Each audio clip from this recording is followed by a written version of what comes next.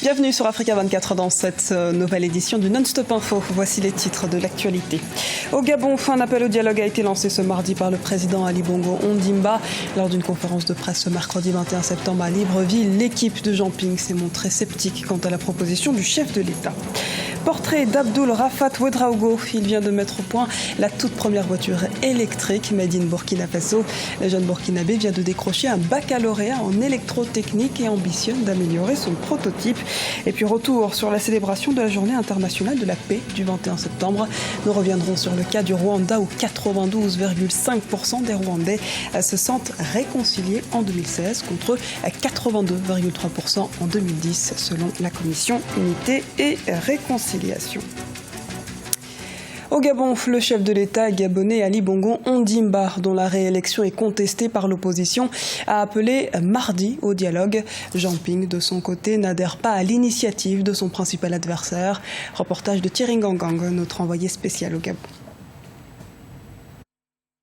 Ce mardi 20 septembre, en marge d'une cérémonie en l'hommage d'un policier décédé des suites de ses blessures subies lors des violences post-électorales, le président sortant, Ali Bongo Ondimba, a réitéré qu'il était ouvert à un dialogue avec l'opposition, comme on peut le suivre sur ces images. Nous avons indiqué qu'il fallait qu'on se parle. Et moi, j'étais décidé à ouvrir ce dialogue-là. Mais ça ne se fait pas seul. Il faut être plusieurs et le désirer. La paix, il faut la désirer. Et il faut donc éviter d'avoir des actes. Il faut éviter de prononcer des paroles. Il faut éviter de dire des choses qui peuvent encourager la violence. Et quelle que soit la situation que l'on vit, il y a des lois qui peuvent traiter tous les cas et tous les problèmes. Alors du côté de l'opposition, nous nous sommes rendus ce mercredi 21 septembre au domicile de M. Jean Ping afin justement de recueillir leur position par rapport à cette volonté de dialogue du président Ali Bongo Ondimba. Depuis 2010, plusieurs forces politiques gabonaises, partis, personnalités et la société civile n'ont de cesse d'appeler à un dialogue national inclusif et sans tabou. M. Ali Bongo y a toujours opposé une fin de non-recevoir. À notre grande surprise, au moment où le contentieux de l'élection présidentielle se trouve devant la Cour constitutionnelle, une déclaration invitant les candidats à l'élection présidentielle à une rencontre a été faite le 20 septembre 2016, c'est-à-dire hier soir, par voie de presse. Nous ne nous attarderons pas non plus sur la vaine tentative d'imputer à M. Jean Ping la responsabilité de violences dont nul n'ignore qu'elles sont le fait du non-respect de l'expression du suffrage des Gabonais. Alors, le compte à rebours est résolument lancé ici au Gabon. Le vendredi 23 septembre prochain, les 9 juges de la Cour constitutionnelle vont donc départager les candidats en lice, et notamment Ali Bongo Ondimba et Jean Ping. Abebe Aemro Selassie est nommé directeur Afrique du FMI. Jusqu'à sa nomination, le nouveau directeur était directeur adjoint du département Afrique du Fonds monétaire international. Il succède à la libérienne Antoinette Sayé. Notons que dans ses fonctions, il a été représentant en Ouganda et chef de mission pour l'Afrique du Sud. Il est également intervenu en Côte d'Ivoire, au Ghana, au Kenya, au Burkina Faso ou encore en Guinée, au Libéria et en Sierra Leone. Abdoul Rafat Ouedraogo vient de décrocher un baccalauréat en électrotechnique au Burkina Faso. Dans cette série, il a été bien meilleur que tous les autres candidats avec une moyenne de 15,85 sur 20. Mais ce n'est pas cette performance qui le distingue véritablement. Il est également l'inventeur de la première voiture électrique du Burkina Faso. Reportage de Déo Gracia Seppodo. À 19 ans, Abdoul Rafat Ouedraogo vient de mettre au point la toute première voiture électrique made in Burkina Faso. Le jeune homme qui vient à peine de décrocher son baccalauréat en série F3, option électrotechnique, n'est pas pour autant à sa première invention. Depuis son plus jeune âge, il multiplie les projets grâce au soutien de sa famille et les responsables de son établissement scolaire. Aujourd'hui, il se dit fier de parvenir à ce résultat auquel auront participé de nombreuses personnes, moralement et financièrement. J'ai fait d'abord des petites voitures. Et après le BBC, j'ai décidé de faire la technique, l'électrotechnique. Pendant les vacances, j'ai un père qui est soudeur, donc j'ai appris la soudure, la carrosserie, je l'ai construit là-bas. Donc je suis venu à la maison maintenant ajouter les moteurs, les fils électriques et autres. c'est ce que j'ai appris à l'école. C'est ça que j'ai mis en pratique, quelque sorte. Voilà. Concernant l'électricité, puisque la nuit il y a des voyants, il y a des LED qui s'allument. Voilà, c'est ce que j'ai appris à l'école que j'ai mis en pratique. Le jeune inventeur voit déjà plus loin. Il ambitionne perfectionner son invention, mais il réclame davantage de soutien pour y parvenir. Il espère bénéficier d'une meilleure formation dans une université de qualité pour exprimer son talent en réalisant d'autres projets. Abdul Rafat Ouedraogo fait aujourd'hui la fierté de tout un pays. Son génie a même été salué par le chef de l'État burkinabé. Dans un pays où la lutte contre la pollution demeure un défi majeur pour les défenseurs de l'environnement, cette voiture électrique est présentée comme l'une des solutions au problème. Dès ma première année, j'ai pu fabriquer une petite voiture pour mon petit frère.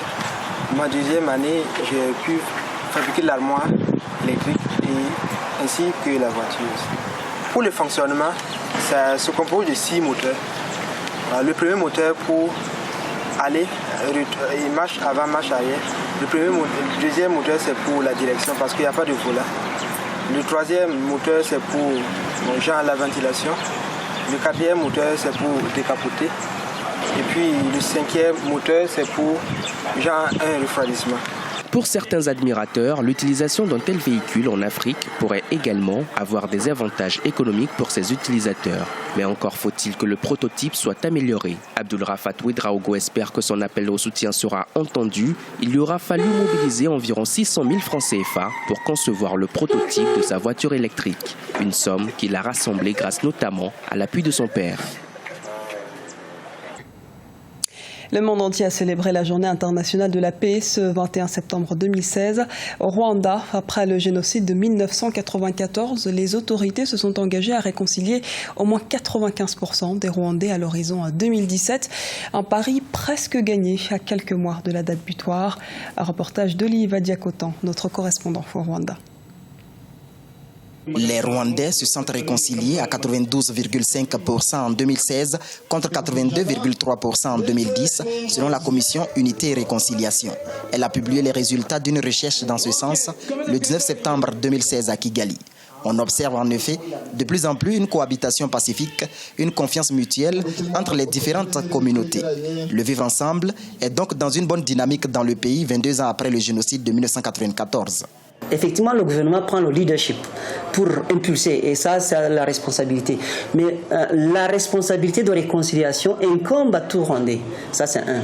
De deux, étant donc dans la responsabilité de tous les Rwandais, la société civile, les leaders religieux, les opérateurs économiques, tout le monde doit se sentir concerné par l'affaire. Environ 30% des Rwandais pensent néanmoins que si la vigilance faiblit, la reproduction du génocide serait possible. 27% restent toujours attachés aux ethnies. Par exemple, les habitants des districts de Musanze au nord du pays, de Rubavu à l'ouest et même ceux de Gasabo dans la capitale Kigali sont parmi les ethnocentrés au Rwanda, selon cette étude. Maintenant, c'est la responsabilité citoyenne. Parce que pour que les gens aillent s'entretuer sur les collines, ce n'était pas tellement qu'ils étaient dans le conflit à eux, mais c'était une instrumentalisation. Donc ça se demande maintenant une émergence citoyenne, où les citoyens peuvent être capables de dire non, face à ce qui fait mal à autrui, face au respect des droits de l'autre. Et aussi, et j'aimerais le dire, j'appelle à la vigilance critique. Les autorités rwandaises visent une réconciliation d'au moins 95% au sein de la population en 2017. Le mois d'octobre 2016 sera dédié à la célébration de l'unité et de la réconciliation. L'Afrique à la conquête de l'opéra. À l'instar de Preti Yende, de plus en plus de jeunes voix émergent d'Afrique du Sud. Une success story qui prend ce mois de septembre un nouvel essor avec la sortie de son premier album solo. Cette nouvelle égérie du monde lyrique devient le symbole de toute une génération de jeunes chanteurs sud-africains. Son portrait nous est proposé par Oumou Kelsumba. Malgré son jeune âge, Preti Yende a un riche parcours musical. Né en 1985 à Pied Retief, l'artiste lyrique sud-africaine a très vite marqué son empreinte sur l'échiquier musical de son pays. À 16 ans déjà, la jeune soprano remporte le concours de chant qui lui ouvre les portes du Collège musical d'Afrique du Sud. En 2009, elle est récompensée dans les concours internationaux Hans Gabor, Belvedere et Montserrat Caballé. 3 ans plus tard, Preti Yende remporte le premier prix du concours de chant d'opéra. En janvier 2013, la diva chante pour la première fois au Metropolitan Opera de New York, une prestation qui lui a valu d'être nommée dans la catégorie des jeunes chanteurs des International Opera Award 2014. Récemment, l'artiste a sorti son premier album dénommé A Journey. Il retrace les meilleurs moments de sa carrière. Pour moi, l'opéra, c'est comme un nouveau monde. Ma carrière a démarré en 2001. Toute petite déjà, quand j'entendais la musique, je ressentais une joie immense. Aujourd'hui, je remercie Dieu de m'avoir donné du talent et une belle voix. Le chemin a été long, mais très passionnant. La musique, c'est un grand voyage, des découvertes. Aujourd'hui, avec la sortie de mon album, je ressens un sentiment de fierté, car cet album raconte mon parcours. One then realizes that being a recording artist and a live performing artist are two separate artists. Pour la promotion de son album, Preeti Yende envisage de faire une tournée nationale en Afrique du Sud, notamment dans les endroits les plus reculés du pays. Elle espère à travers ses voyages éduquer et provoquer une prise de conscience sur l'importance de la musique classique.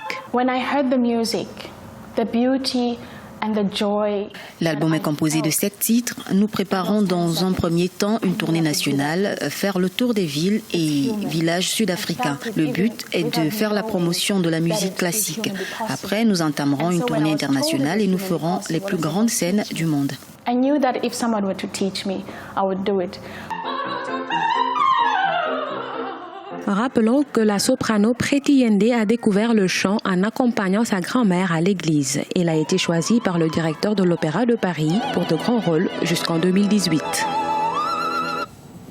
C'était le journal de la rédaction. Merci de nous avoir suivis. À retrouver dans un instant une nouvelle édition de l'actualité sur Africa 24.